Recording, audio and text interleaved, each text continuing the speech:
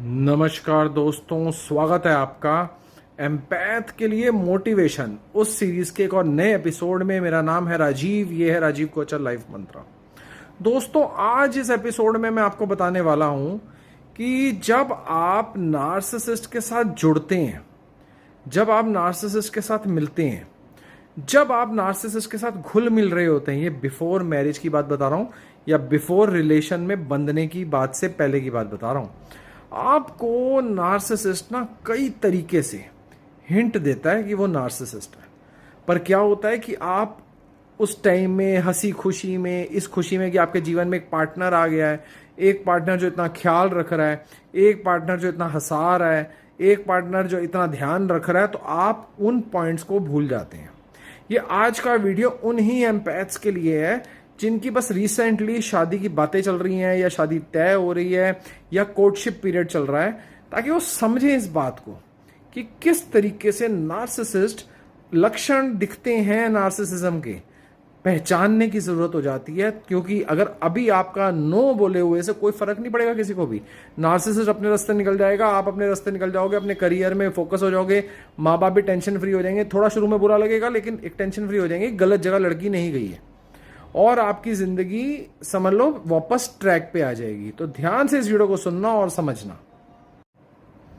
जब आपके जीवन में नार्सिसिस्ट जस्ट आया होता है, अभी प्यार वाली बात नहीं होती, अभी अट्रैक्शन वाली भी बात नहीं होती, स्टार्टिंग स्टेजेस होती हैं। आप नोट करना इस बात को, भीड़ के अंदर, यानी आप कॉलेज में हैं, आप कहीं वर्क कर रहे हैं, कहीं पे भी हैं, जब आप देखेंगे भीड़ के अंदर वो सिर्फ आपको चुन रहा है, सिर्फ आपके पास खड़ा हो रहा है, सिर्फ आपसे बात कर रहा है। अब आप बोलेंगे कि ये तो अट्रैक्शन होती है, आगे हो गया कोई, जरूरी को नार्सिसिस्ट है। नहीं, आपको ये देखना है कि नार्सिसिस्ट जब आपसे मिल रहा है तो क्या आपने इसी इंसान को, जो नार्सिसिस्ट आपके सामने खड़ा है, आपसे बातें कर रहा है, क्या कुछ महीने या कुछ साल पहले इसी इंसान को आप जहां पे हैं उस जगह पे बार बार देखा है आपने? क्योंकि नार्सिसिस्ट आप तक पहुंच के आपसे बात करने से पहले, आपको अपने वश में करने से पहले, आपको अपने काबू में करने से पहले आपकी रेकी करता है, पहले वो आपको चुनता है। और उस दौरान अगर आप अपना माइंड ओपन रखें तो यही शक्ल का इंसान जो आज आपके साथ खड़ा होकर फ्रेंडली बातें कर रहा है, ये आपके इर्द गिर्द, आपके ग्रुप के इर्द गिर्द कहीं ना कहीं घूम फिर रहा था, आपको देख रहा था। फिर वो अचानक ही आपकी तरफ आने की हिम्मत करता है और आपसे बातचीत बढ़ाने की हिम्मत करता है। फिर जब वो आपसे बातचीत बढ़ाता है और हिम्मत करके पहुंचता है आपके पास में, आप तब भी ये नोट नहीं करते कि ये इंसान की, यहां तक कि अगर मुझे कॉफी पसंद है तो इसको भी कॉफी पसंद है, मुझे फलानी जगह पसंद है तो इसको भी पसंद है, मुझे फलाना तरीके से मूवी देखना पसंद है, इसको भी पसंद है। आपका दिमाग नहीं ठनकता कि वो सारी आदतें, पहली बात तो इसको पसंद है, दूसरा बातें इसको पता है। कैसे, कहां से आई जानकारी, कैसे पता लगा इसको? एक अनजान आदमी, उसकी सारी जितनी भी बातें हैं वो सारी आपसे मिलती हैं। एक फलाने रेस्टोरेंट में आपको वहां के स्प्रिंग रोल पसंद है और ये कहता है हाँ जी मुझे भी पसंद है।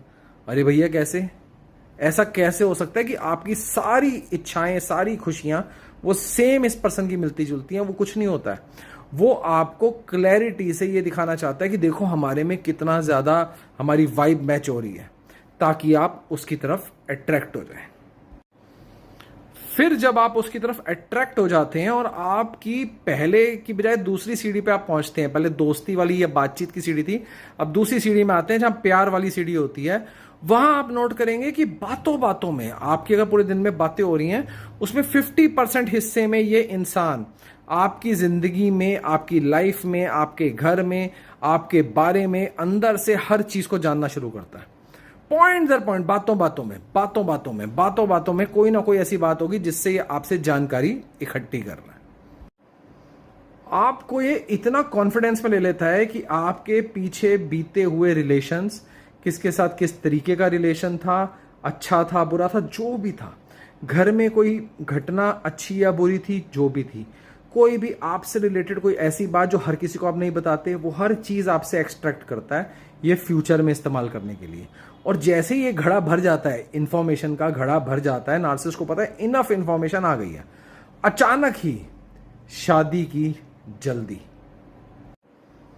आप कहते हैं कि आप करियर फोकस्ड होना चाहते हैं, नार्सिसिस्ट शादी के लिए दबाव बना रहा है। आप कहते हैं अभी टाइम चाहिए, नार्सिसिस्ट कहता है नहीं। नार्सिसिस्ट धीरे धीरे इंटीमेसी को भी एक हथियार की तरह यूज करता है, क्योंकि वो जानता है, ये इंडियन रूट्स में, इंडियन वैल्यूज में है कि जब कोई लड़की को इंटीमेट होगा किसी बॉय के साथ में तो लड़की को भी जल्दी हो जाएगी शादी करने की। तो नार्सिसिस्ट इसको भी हथियार बनाता है और शादी तक सब कुछ बढ़िया रहता है, एक ड्रीम की तरह रहता है। नार्सिसिस्ट के माँ बाप भी पता नहीं कोई रजवाड़े के खानदान के, सब अच्छी बातें हो रही हैं, सब कुछ अच्छा हो रहा है, सब बढ़िया हो रहा है, नाच गाना हो रहा है, सब बढ़िया है। जैसे ही शादी संपन्न होती है दूसरे या तीसरे दिन एम्पैथ को समझ में आ जाता है कि उसके साथ क्या हुआ।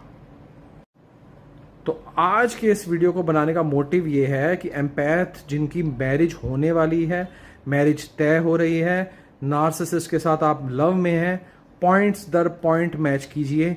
अगर आप मैरिज को शुरू में ही छोड़ देते हैं कोई परेशानी नहीं है, अपनी लाइफ में फोकस कर सकते हैं, अपने करियर पे फोकस कर सकते हैं, कोई दिक्कत नहीं है।